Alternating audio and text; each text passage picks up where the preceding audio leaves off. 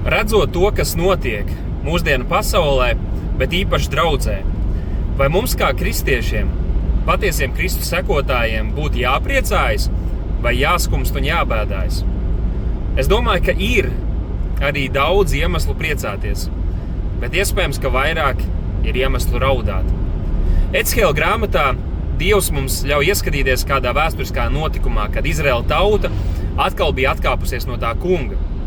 Un Ecihēla to zināja, viņš to redzēja, bet Dievs gribēja, lai mēs redzam un lai zinām, un lai arī Ecihēla ierauga, cik liela ir šī novirzīšanās. Un tamdēļ Dievs iesāka ar kaut ko pavisam tālu, kas notiek slepenībā.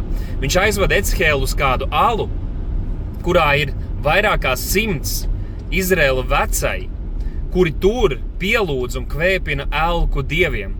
Un viņi domā, ka tamdēļ, ka viņi ir kaut kur tālu dziļi nolīduši, ka Dievs nezina, ka viņš neievēros, ka viņi šīs lietas piekopja un dara, bet Dievs, protams, zina mūsu domas, zina mūsu vārdu, zina, ko mēs darām publiski, zina, ko mēs darām slepenībā. Un to, ko mēs darām slepenībā, viņš mums publiski atmaksā. Un Dievs rāda viņam, redzi kāda negantība, redzi kādu grēku viņi dara. Un tad viņš iet tālāk, viņš aiziet pie Dieva nama vārtiem.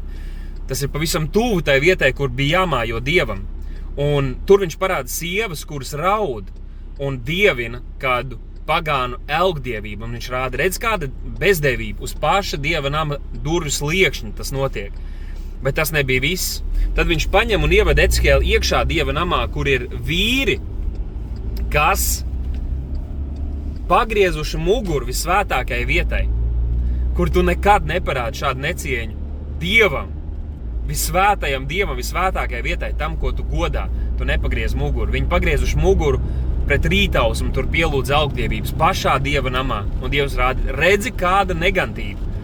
Un mēs saprotam, kamdēļ Dievs Izraēla tautu sodīja ar bādu, ar mēri, ar zobenu, lai tie atzītu, ka viņš ir kungs un nepielūgt citus dievus, bet lai tie atgrieztos pie viņa. Viņš tos pārmācīja, lai tie atgrieztos pie viņa un deva arī apsolījumu, ka reiz pienāks diena, kad viņš izmainīs viņu sirdis un piepildīs viņus ar savu garu, ka tie neatkāpsies no viņa, ka tie sekos un staigās viņa likumos un viņa vārdā. Un mēs dzīvojam tajā realitātē.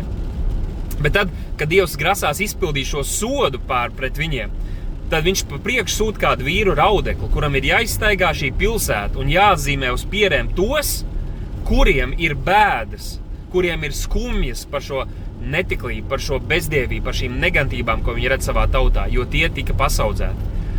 Un mans jautājums ir tāds, cik daudz šodien vispār redz to, kas notiek draudzēs, globāli, bet arī šeit Latvijā? Un cik daudziem ir bēdas un skumjas par to, dievišķas skumjas, kas ved uz atgriešanos? Un cik daudz vispār redz? Un interesanti, ka pēc tam, kad Dievs sūta šos varas darbus, šos eņģeļus, kuriem jāizpild Dieva pavēles un sods un tiesa, viņš saka, kaujiet sirmgalus un bērnus un sievietes un visus tos, bet sāciet ar manu namu, jo tiesa sākas ar Dieva namu. Tāpēc dzīvosim bībā Dievu priekšā un atgriezīsimies no grēkiem. Dzīvosim svētas, šķīstas dzīves tā kunga priekšā, godājot viņu vārdu pāri visam.